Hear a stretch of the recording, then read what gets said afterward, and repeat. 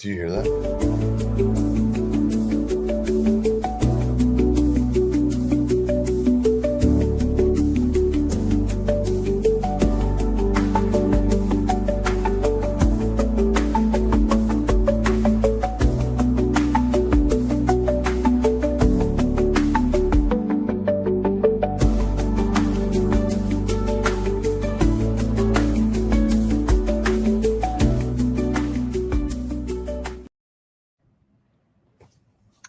Good morning, Abe.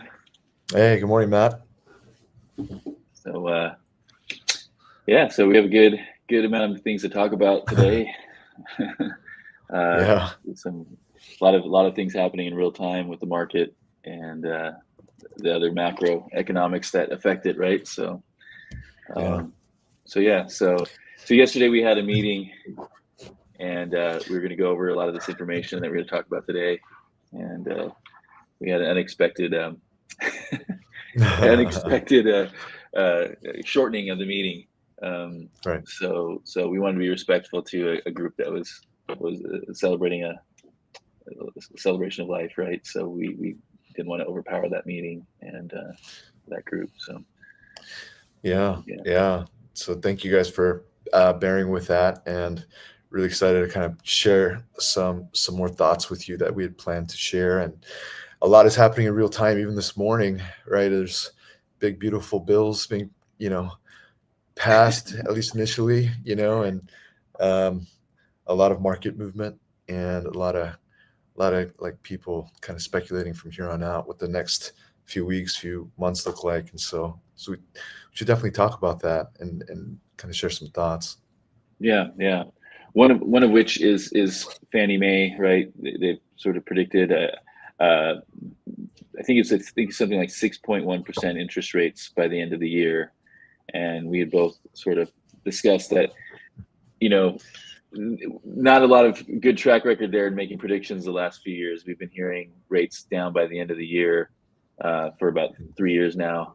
Not to say it can't be true this time, and we hope it is, but I feel that let's look more than to predictions. Let's look at more of the data that we see that's real in front of us to make those assessments and try to at least do our best to plan for the best and worst case, right? And I think we've even seen in a year where things have gone down to what they predicted for about 2 weeks and Or a just shot day, back up for a day. or a Yeah, day. yeah. Yeah, And not to make light of it, I know it's we all feel the pain of that, that uncertainty. So, but I think you kind of have to laugh about it sometimes in retrospect. Uh, yeah, um, but yeah. This morning I've been kind of swimming in thought with all this new economic news. There's some really exciting things that I feel, personally, and then I think a lot of things that I'm just like semi kind of still thinking about and a little concerned about. And yeah, it's been an interesting couple of weeks, and definitely the last few days have been pretty eventful in that way. As of this morning, it looks like the national average on interest rates has peaked over 7%. mhm. And I know internally with us and our lenders, they're quoting us in our area 6.75% today. And it seems everyone's predicting that it's going to go up a little bit in the short run with some new Mhm. announcements and what the 10-year Treasury market is doing, and people's outlook on government debt, and our deficits and how much more they're going to go, or how much more we can add to the $37 trillion pile of government Right. debt. So there are some interesting things to kind of note as it relates to that, and the sell-off of debt. We talked about that, I think, last time. Japan and China still owning the top holders of our U.S. debt, in the form of the Treasury Yeah. bonds and bills. And so the sell-off happening, and needing to entice people a little bit more to buy those treasury bonds, and need to entice them with higher yields, and that being the factor that really pushes up the mortgage rates. Right. So that's happening in real time, and it seems like there's more things that would affect that rate going up at the moment than going down. And so kind of this is what we're feeling. And Matt, I know yesterday we went over a ton of market data. Right. We try to give it to our agents as best we could, but there's a lot to go over. So, Yeah. um, yeah, and the reason there being, and one point that we really hoped our agents would get was doubling down on education and being masters of the market and the data out there. Right. Um, and so, what is inventory doing in our locale? Inventory is going up quite a bit, and I think we summarized, Orange County and some of the Inland Empire counties, as well as LA, being up somewhere between 18 to 40% in terms of inventory. Right. Yeah. Yeah, and in some Yeah. I cities, think Orange County's up about 40%. Yeah. LA about 18, just like you said. Yeah. Yeah. yeah. But you got some interesting on in some cities that were seeing some pretty large spikes Yeah. in Yeah. Well, inventory. Irvine is the story. It's funny. I ran into a guy at a Tesla charger, and he said he's from Irvine, and I asked him what he's seen, and so it confirmed that a lot of listings. So it's up 3x over last May. So year over year, 200% growth. So 3 times the amount of listings right now today than there were last year the same time. So that's probably the biggest extreme example we've seen here in Orange County. But there's Fullerton is up double, 100% year over year, and a lot of the cities are up 20, 30, 40% nearby. So and yeah, so but that's the story everybody's talking about, right? But the story that's the one that's more concerning is that demand is down, right? And so you mentioned this is why didn't more inventory lead to more demand? Like, because demand is essentially pending sales, right? So inventory, if there's more homes to buy, then you would think there'd be more sales happening, but it's not, right? There's less sales happening, um, Right. even with that many options for buyers. So that says that demand is more down, and it could be also that the inventory is, one, overpriced, or two, it is in some places like Irvine. The data suggests that what the biggest problem in Irvine is that the homes are overpriced by anywhere between like 8 and 10% on average, right? So that's a big overpricing that's going on in Irvine too, and that might be part of the story. Um, Right. but the other part is that people don't want homes necessarily that they're going to have to put a lot. I mean, people are being stretched already to buy a home, so to think about, I got to put 40, 50, 60, $100,000 into this house once I move in, people don't want that either, right? So I think the other part of that is that if a home isn't turnkey, ready to go, a lot of people aren't gonna select that option right now, with feeling the economy and feeling like, I don't know if we're gonna have that money to spend on the house, and Right. it just weighs into it. So yeah, yeah, Yeah, sentiment is shifting, and it's been negative for a little bit, but I think with kind of the economic news and the new things being introduced, um, that we'll see how it all shakes out in terms of sentiment. But I generally feel probably people feel somewhat worried, and a little bit wait and see type feelings with, bills, again, being pretty positive, I think, for us in some ways, and for the general public. But for us in real estate, there might be some impacts that may be negative. We'll see, yeah, um, especially as it relates to like interest rates and things. And, the thought I had, Matt, even between when we were speaking earlier and now is, we've been in this market now 3 years, right? right, right, It's, right, it hasn't been the easiest market, and it's been slowing and slowing and slowing. And so I think there's probably, when you react to news or you hear it, in real time, as fresh as this morning, even, that there's kind of a pit in your stomach, like, oh, like yeah, when are things going to like be better? When are the clouds going to break, a little bit. mhm, But we've been here and we've gone through some pretty rough, you know, for sure, some rough patches, right? COVID was a huge thing, let alone, right? So, yeah, yeah, so I think the idea is here. Let's stay positive. Let's control the things we can control. right. And so I know we wanted to talk about, what should we be doing right now as agents, and what kind of value should we be bringing, and being proactive, about.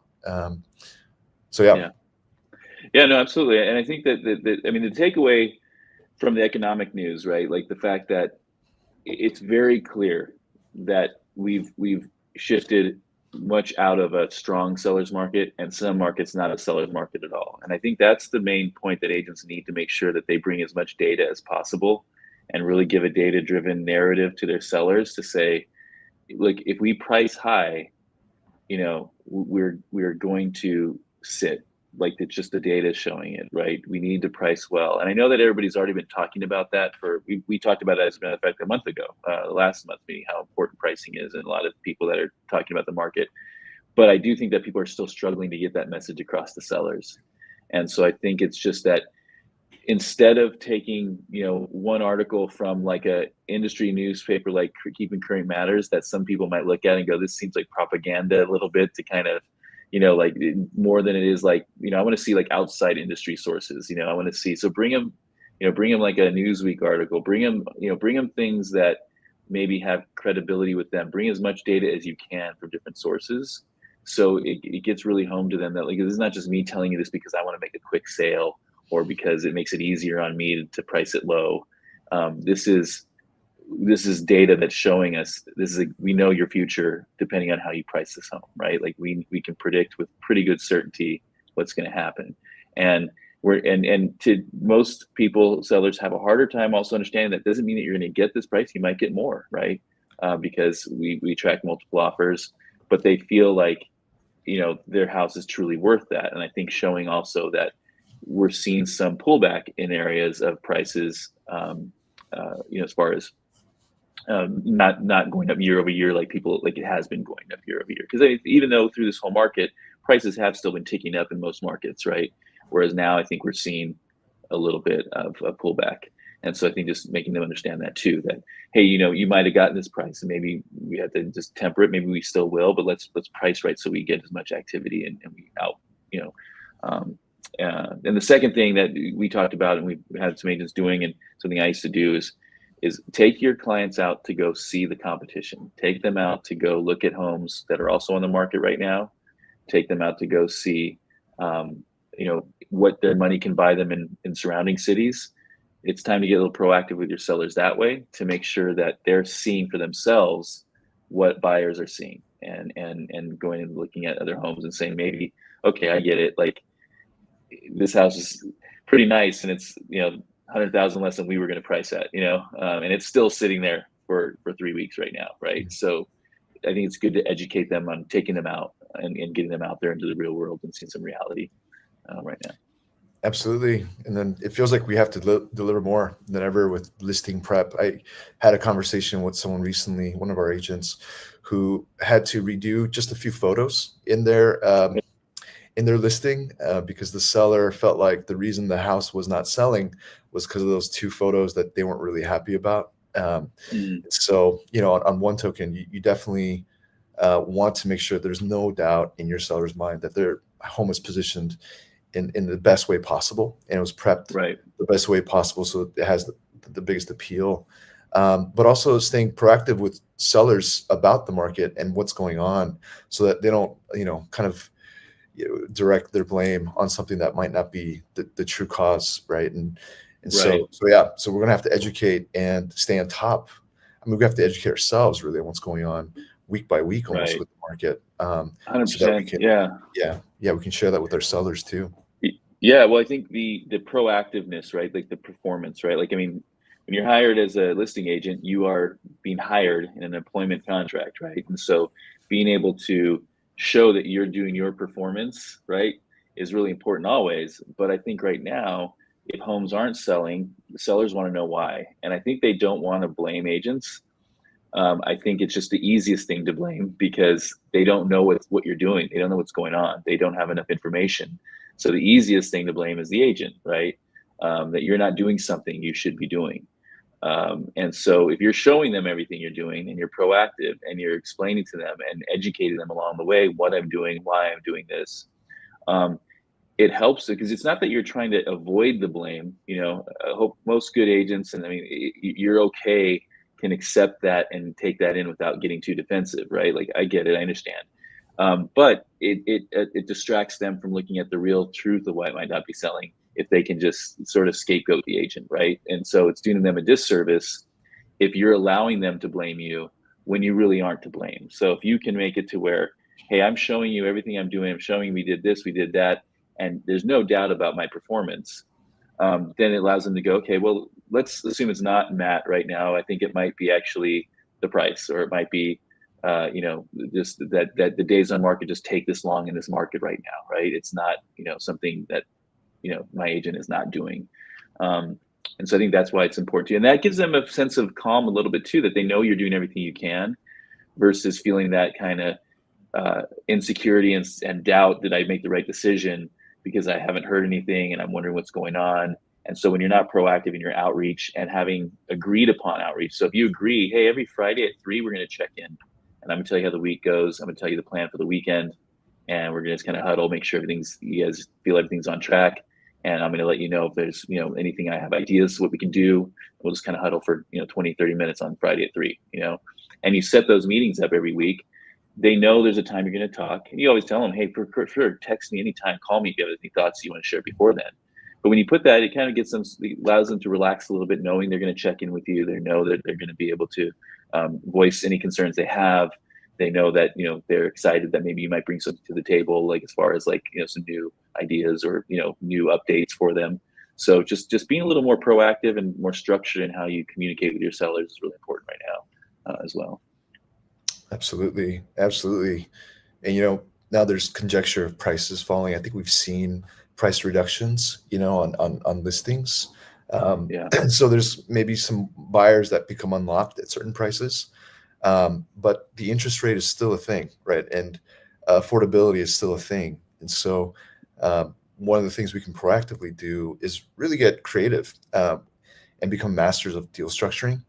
I know we talked Yeah. about that a little bit, but being able to know and solve kind of financial pain points, right, for buyers, right, and even Yeah. sellers that are looking to depart from a property and to buy something else, and understand the tools you have and maybe the things you can employ to help with the affordability issue, or the financing issue. And so some of these things are like even seller helping with rate buy downs, for Right. buyers. Right. That's something very, very practical that can be done. Even I know it's a little bit more rare to take advantage of this, but assumable loans, and looking into that and kind of turning that rock over just to make sure that you're exploring all options for your buyers, right? And then um, seller financing. Sometimes people are sitting on a lot of equity. Sometimes the homes are paid off, especially in our market from the sellers that we're seeing that are a little, older in age, Right. and then they may not need all that money now. So they may be willing to seller finance for some period of time, right? A buyer who would decide to buy their home. And then there's a bunch of loan options right now. I think Jamie yesterday really did a great job sharing about the rehab loans and how Hmm. in one of her client cases, um, it was a family that was buying a one bathroom home, but they have 3 kids, and using an FHA 203K loan to then add a bathroom shortly after close, and helping her client make it work in that sense.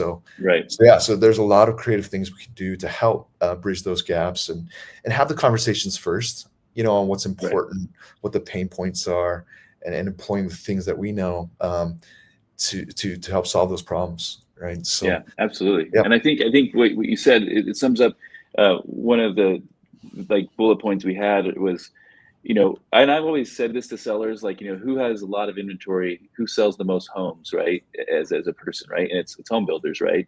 So they're the people right now also that have the most to lose right now by, the market going the wrong way, and they've got to figure out how to bring in buyers. And so when you look at what the home builders do, they stage really well for lifestyle and aesthetics. They make their homes look attractive, their model homes.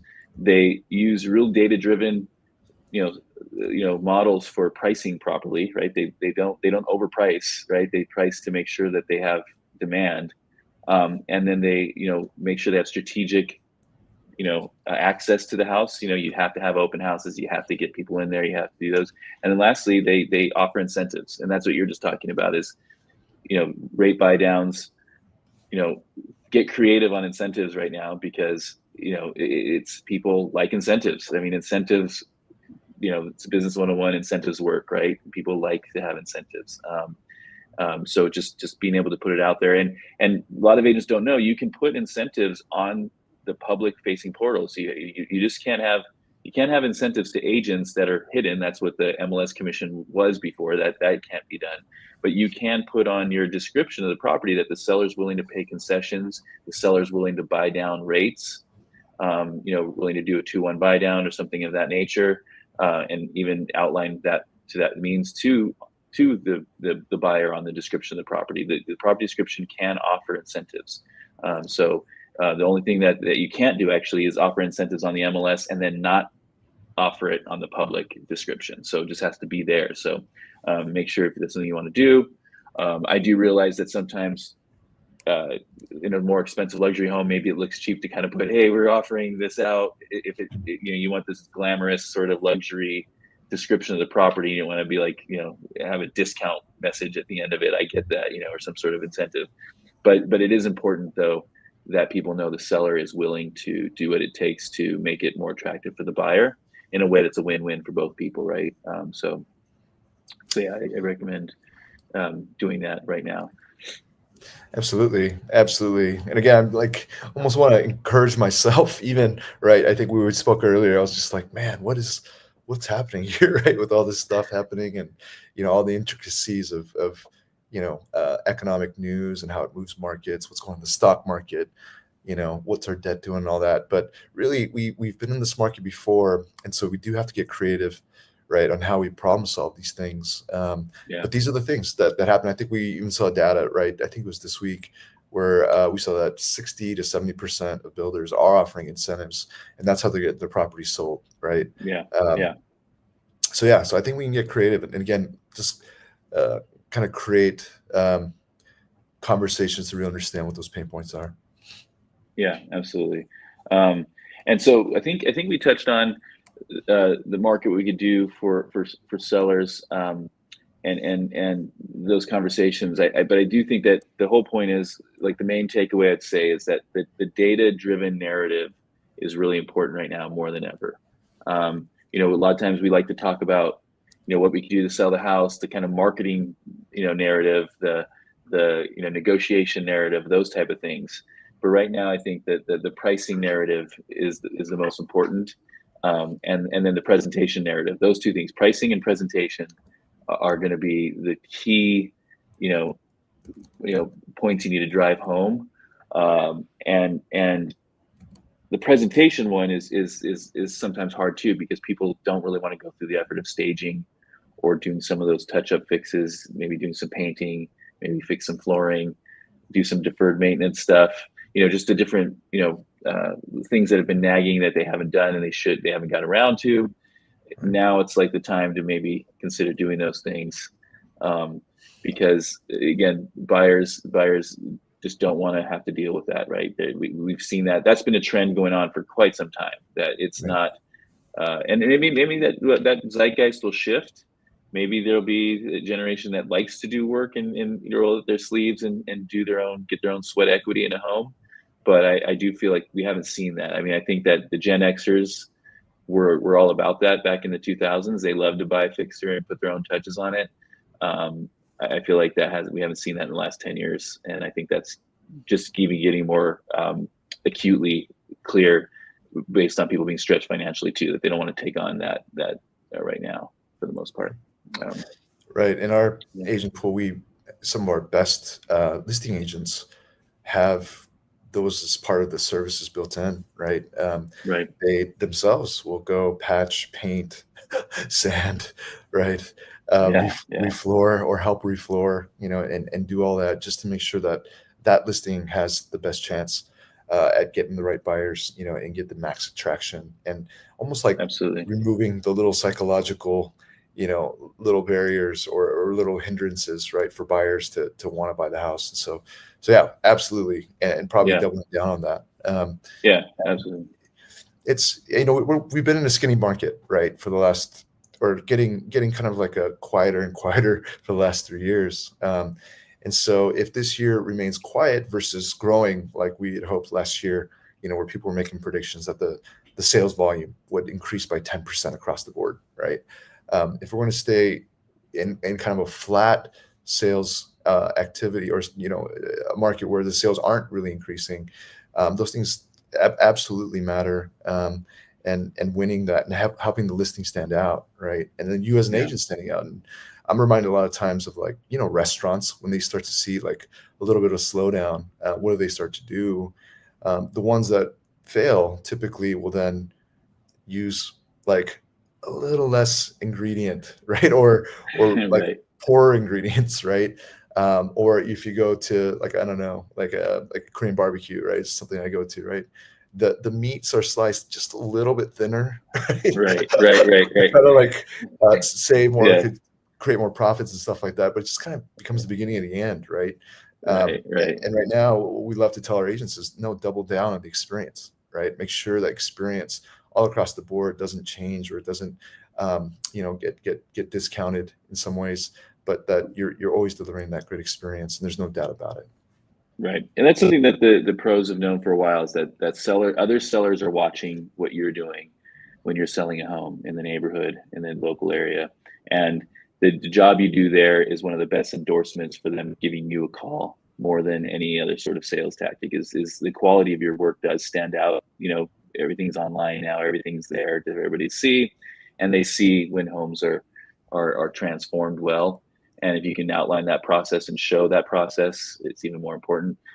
And yeah, I think that so the project management aspect of the job, of kind of navigating that and having real structure, like you were saying, like part of your team, like don't make it look daunting to them to have to do that stuff. Make it look that you're going to handle it all and take care of that, right? So that way they don't feel that it's going to be more overwhelmed, put on top of more overwhelm and uncertainty right now, right? It's like, no, this is easy. I do it all the time. We'll make it easy as possible on you, and we've got the plan, and here's what we suggest we do, right? Right. And so, Right. yeah, and one thing I'm going to touch on just real quick. I want to go back to the market. I don't want to go all over the place, but I do think that one of the framing that I think to talk about is, we always think about like the best case scenario, worst case scenario, but it's important to know where that parameter lies, right? Like where it's the best and what is the worst, right? And I think that, I know we talked about today, might have lowered the kind of baseline, the worst case scenario a little bit. But what we mentioned yesterday was that, we're kind of the best case scenario. We're in a rebalancing market where the good homes are selling. The homes that are not so presented well or priced well are going to sit, but the homes that are priced well, presented well, will sell. And that we're seeing just a little bit of a softening, but it's kind of like a rebalancing, shifting towards some buyer opportunity, but we're not seeing prices go down. There's still the sales price to list price ratio is still pretty high, close to 100%, in some markets more than 100%. So it's just a little bit of a rebalancing, right? That'd be the positive case. But that doesn't mean prices are going up, like you said, year over year. That just means prices aren't going down. The bullish case that we were contemplating before today was that we're in a quiet, slow motion market correction. So we're not in a crash, but we're in a slow sort of correction of 5 to 10%. If rates don't come down in the next few months, that we'll see maybe a correction of prices in some markets between 5-10%. And that's sort of the worst case. I think what you and I are thinking, that there's a good chance that interest rates could stay higher for longer than just past this summer. They could stay longer through the end of the year and even into next year potentially, right? And in that case, not to say there's going to be more of a correction, but it might just point more to that this is going to be more of the reality, that the correction will happen. Just because there's nothing else that can happen if affordability and rates stay the same. It's not going to. There's no way that prices are going to sustain and continue to go up, and most likely people will have to sell, and that'll start driving prices a little bit, in this little slant to the downward. Yeah. And one point I wanted to ask you about, because you're pretty good at this part of things as far as the 10-year, but the 10-year Treasury, a lot of times people have a hard time separating that from like interest rates that Powell talks about, right? Like or mortgage rates from the interest rate, the Fed rate that's talked about. And we know that the current administration is putting pressure on Powell to lower rates, but it's not to say for the housing market and mortgage rates, right? They might say that because they know that hits home to the average person, but really it's for liquidity of the banks being able to lend money because they can borrow at lower rates, and then people will take those loans and they can lend and make some money on the margins, right? So Right. that's the good news. That's the reason why we want rates, like why people in the financial world want rates to be lower, is because of lending for not for homes, but lending for businesses, lending for consumer purchases, that sort of thing. Those are the rates that are affected by the Fed rate, because that's the rate banks have as a benchmark to be able to know that they can borrow money and then lend it for a little bit more, right? So, Yeah, um, that's exactly right, and affects businesses. There was one case where a client of ours had an SBA loan, and it was tied to the prime rate, which is directly tied to that Fed rate.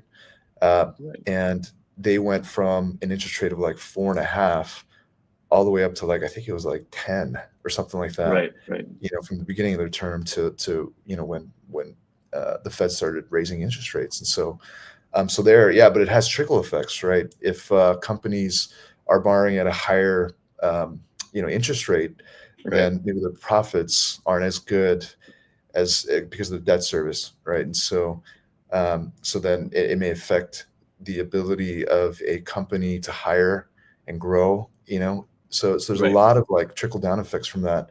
But you're absolutely right.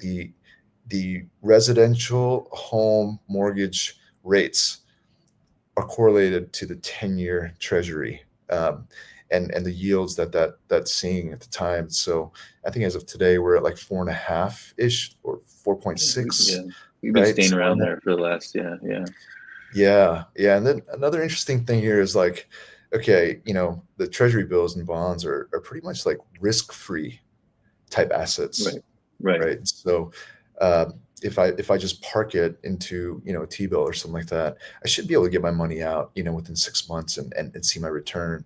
And so with other investments showing maybe a better yield, with maybe that not that much risk, like the yields on the treasury will have to come up in order to compete with that, right? right, So yeah, so all that really affects the rates. So if the Fed ends up lowering rates, yes, there may be some trickle effects. right, But right now, again, I would almost recommend everyone to be looking at the ticker TNX daily to see what the mortgage rate may do that day or the next day, right? Because it will be directly affected by that. right. Yeah, good point. Yeah, it's a great tip. Yeah, so that, yeah, you'll definitely be in the know if you watch that. If you watch a 10-year, every mortgage professional watches a 10-year Oh a few yeah. times a day. If not, and gets alerts if it moves just a tick, right? So, Yeah, yeah, on my little yeah, stock app, the first thing I look at at the very top of the list is right, the TNX, right? And then from there, the stocks that I hold. But TNX is what I look at, especially uh, during the morning, when I know before rates are published, like what is that doing and where are the rates going to be today? It's a pretty good indicator. So yeah. yeah, yeah. So let's talk about what agents can do proactive for their businesses, right? We touched a little bit on it already, to how they can help sellers and how they can work with their sellers. But what can they be doing if they're feeling like I need to, I feel like I need to do something. I feel like I need to feel like I'm doing something about this right now, right? You know, we talked about, you had mentioned this the other day to some people, and sparked some ideas with me too. But all these things are like ideas, right? Like, hey, here's our ideas. Hopefully, it sparks some ideas out there with agents who are listening, and rooted in real value and bringing real sort of value to the marketplace, to their relationships.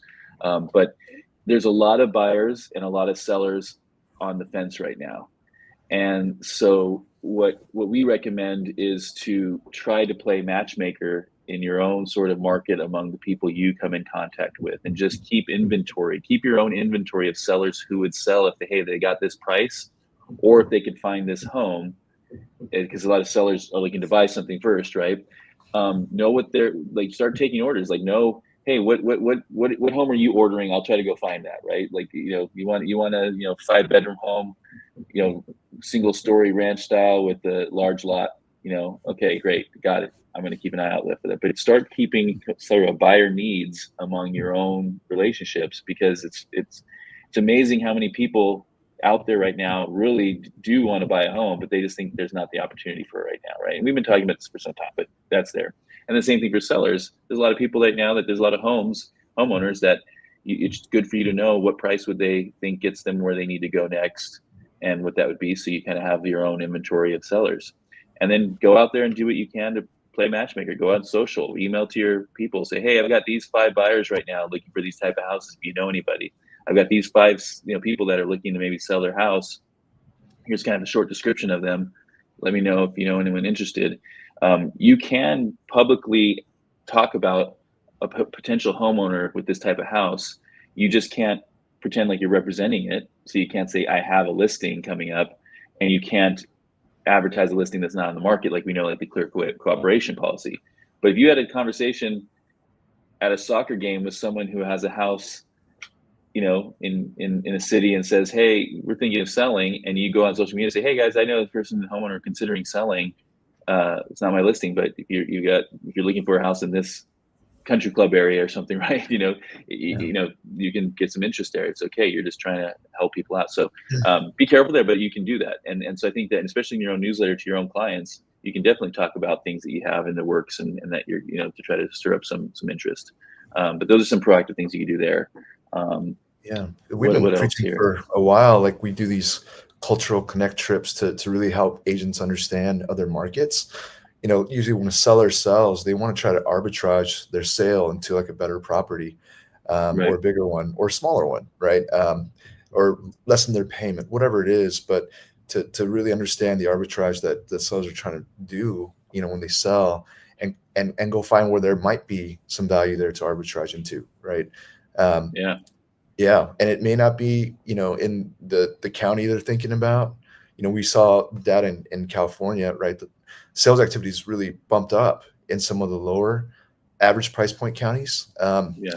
And we know that's true also out of state, that there was a huge rush of people going to areas that again, there felt like there was some arbitrage there, right? Lower price points, bigger houses, type stuff. And so, Yeah. and maybe not a big change in lifestyle even, right?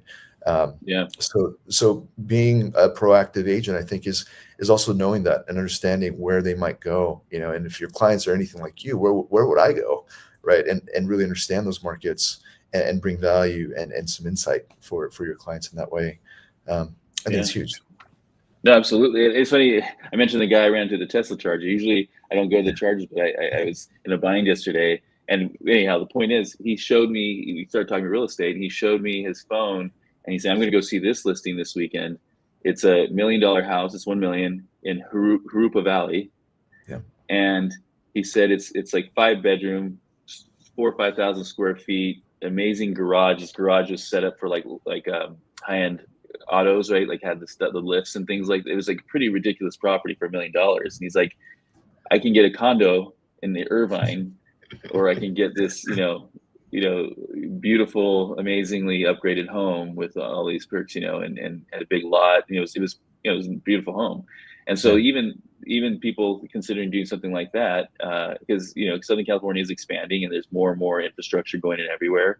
And so I think there's a lot of opportunity for people who are willing to think outside of the normal zip codes they would consider, or even states, for sure. Yeah. And one of our agents, Tony Leocadio, he kind of keyed us into an area of Texas, like Sherman, Texas, that if people like the master plan communities with all the parks and schools all kind of well thought out. Right.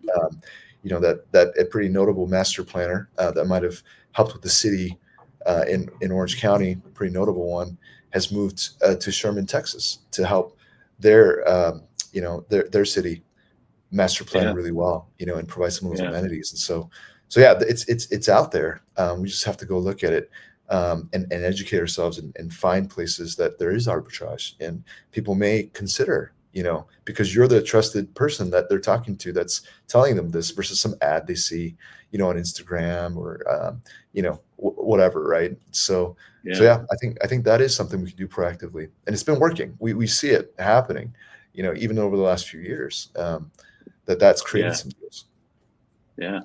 Yeah. That's actually, that's a like a planner's dream, I'm sure, is to get out of California and go to a place where they can actually affect a broader change. Because I think most of the time you're in battles here in California that you don't want to Right, be in as a planner. So I think right, going out and actually being able to plan something instead of right. weighing on battles and fights. Yeah, that's an interesting point. Yeah.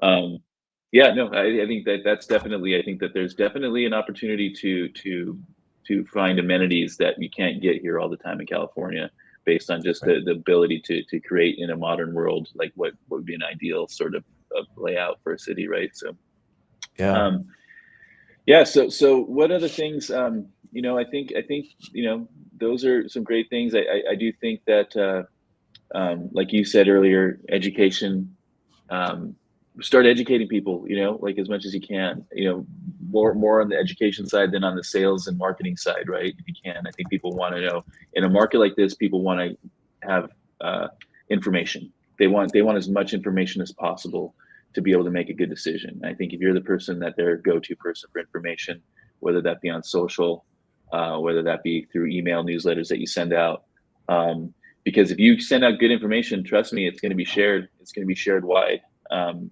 it's very easy to share. I share 20 things a day with different people, at least. And that's in very, I know I'm not even on social that much, but just for the time I'm on there, I like to share information with people. I like to share things, and then we all do that. So I think it's when people feel it's relevant to somebody, they're going to share it with them.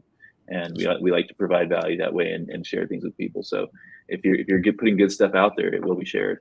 um, and especially if it's relevant. So, um, and Summer Rage has been doing a fantastic job at that. So we're preaching to the choir for a lot of people. But I just, for those of you that have not gotten out there to do that yet, I really recommend.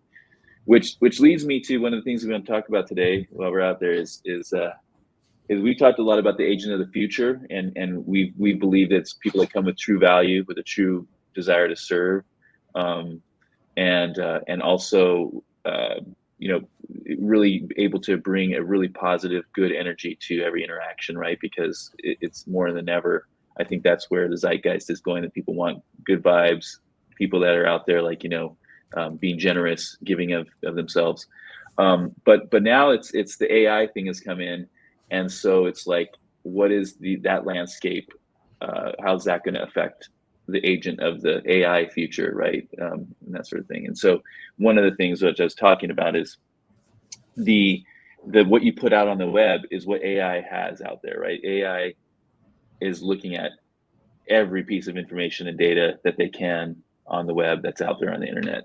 And right, so it's if you think about search engine optimization, which we used to do to try to get the top result on Google, right?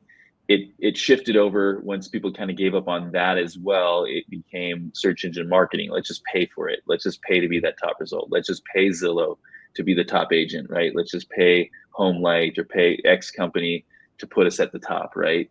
And I believe that AI will probably be sort of, you consider those kind of tolls on a highway to get through.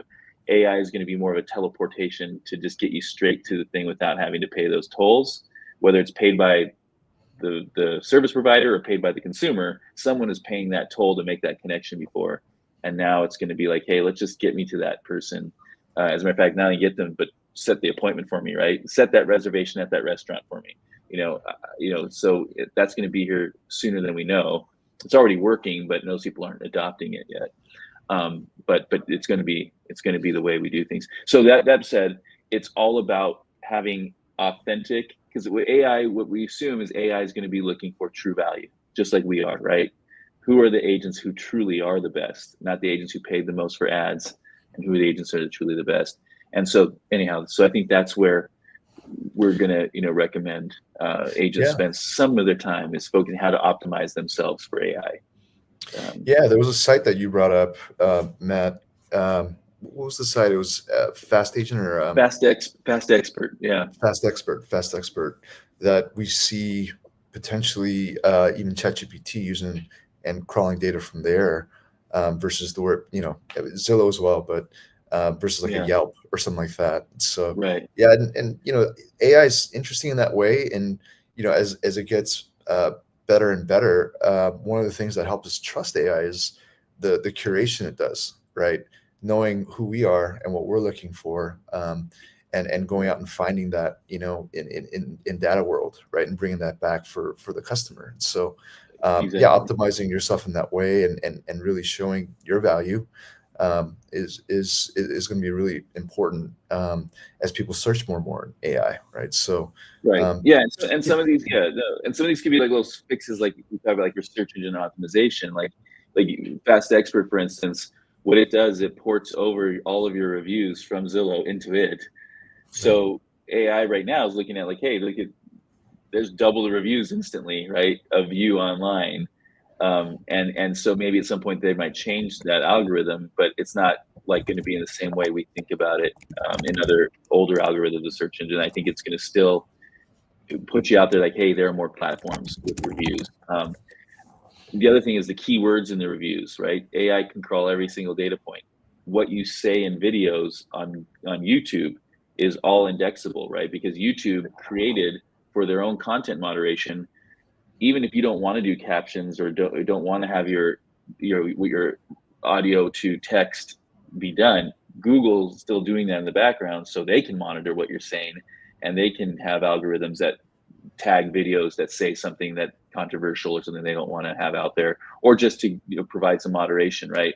But the point is, if you put something on Google, trust me, Google is going to be scanning those words and keywords, and so if you're talking about relevant things to someone looking for, like you're talking about, let's say if you're in Fullerton and you're talking about Fullerton, different neighborhoods, and that's what you're talking about on YouTube, it's going to find you and say this person talks a lot about Fullerton, shows that they know have a lot of knowledge about Fullerton, and by the way, they have 70 reviews on Zillow, 70 reviews on Fast Expert, 40 reviews on Google. They're all 5 stars. And a lot of those reviews mention the word Fullerton in them, right? Or mention, the keywords that are important to me as a seller. If I say, hey, I want to sell and I want an agent who's really honest and whatever it might be, right? And there's a lot of in the reviews, honest and Fullerton, and it's going to look at all of that, right? And right, so that's the bottom line is make sure you understand at this point in life is that if it's not on the internet, it doesn't exist, right? To a lot of things. So make sure anything that's about you and what your value you bring, make sure it's on the internet somewhere.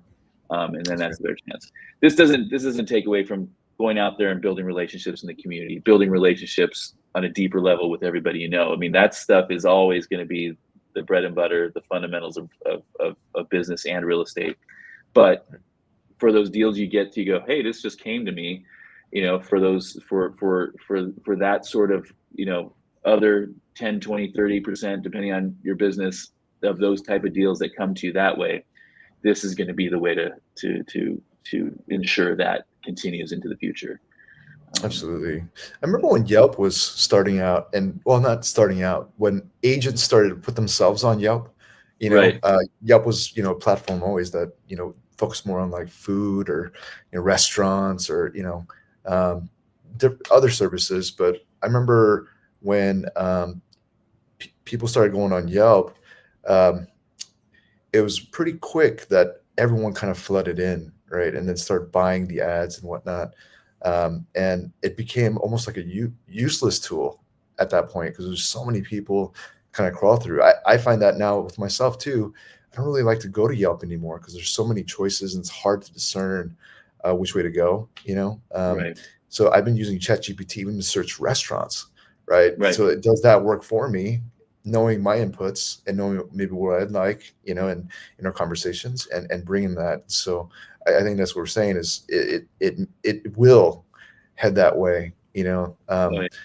Yeah, Yeah, it is that's headed that way. absolutely. Yeah, well, it was 6 months ago. If you wanted to know something in real time, you couldn't use AI because it was like updated like a year and a half ago, right?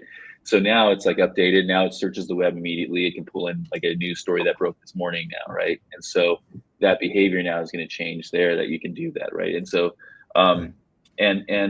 something as far as the Yelp thing, I think the the review aspect of it, I think is like really important to make sure that people um, like basically like that you're not trying to game the system with bad reviews, but that you have really good authentic reviews too, like that it's something that that it seems meaningful to chat gpt or chat, wherever AI is looking the web right now. It's not so I think that it's just it has to be authentic is what I'm saying. It's got to be like really strong. I think that's where Yelp too is like kind of getting where people could pay for things, and it just kind of it just sort of changed sort of that Yeah. authenticity of it too. But Totally. yeah, um, Cool. yeah. Well, I think I think we covered most of what we talk about. I think the main takeaway here is that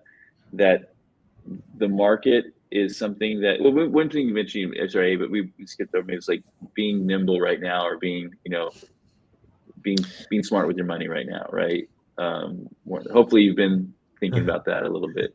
And I know you mentioned Yeah. double down experience, but don't necessarily double down on your Zillow spend right now, or double down on your, Yeah. um, Yeah. Double yeah, down on authentic relationships and experience. And again, I hope, you know, discipline is something we always have on finances, and I'm preaching to myself, right? In a lot of ways. But I think as the market stays kind of in the state, and interest rates go up, we should be ready, and we should definitely kind of look at our spend. And as agents too, there's a lot of things that are probably fluff for us, but we are in the, I don't know, the habit of spending on certain marketing things, or feel like we need to because everyone else is doing it, and if I don't do it, I'm going to be behind. But right, to really kind of look at what you're spending, or what kind of marketing you're doing, and really kind of seeing what has a return. And one of the things that we read recently that sounded really really good actually is, don't spend money on marketing you can't track, or get feedback from. all right, right, yeah, Yeah, to really invest a little bit more in that, just so you right, understand, are people opening your emails, right? Or you can track that, but you may not be able to track how many people are looking at your flyer, right, per se. right, right. Yeah, you can Um, see, look at your Instagram ad, but you can't see how many people threw away your postcard versus exactly, versus yeah, exactly. yeah. Yeah.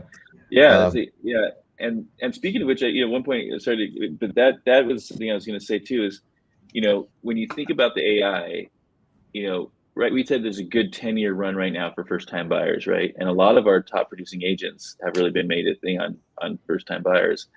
I think it's really important to know that even if you're not of like the type that's looking at AI right now, like that demographic of first time buyers right now, people between, let's say late 20s to early 40s, right? They're using AI, right? They're starting to really, they were put their toes in it about a year ago, and now they're kind of really swimming around in it. And still everyone's trying to figure out what it really means for their life and what it means for the future. And people are wondering what it means for our kids and that sort of thing. But they still see the benefits right now for them and are starting to see increasing benefits. So just understand it's a real thing. And if you're in that generation of where you're working with first time buyers, it really is going to be something that you want to cater to with AI going forward too as well. And again, the content you put out there for first time buyers, the content you put out there for all that education and information, it's still going to win for you anyway, right? But it's also going to help you as AI becomes more of a destination for people looking for professionals. So that's right. yeah, It's good. I'm glad we were able to cover this, and I know we really prepped yesterday, yeah, for the meeting. So thank you guys again for bearing with that, and yeah, hopefully, um, if there's again more conversation that you'd like to have, we said this yesterday at the meeting too, that we were really open to meet with you and talk yeah, things through, and again maybe customize how you may approach this market with you, and create a plan that makes sense and that can be actionable for you. So yeah, don't absolutely. hesitate to reach out to us, and we love doing that with you. So yeah, please, love to meet and love to discuss more if that's you. Yep, sounds good. All right, Abe. Well, we'll talk again soon. Yeah, sounds good. Have a great All rest right, of your week, everybody. Have a good you weekend. too. Bye. Yeah, bye now.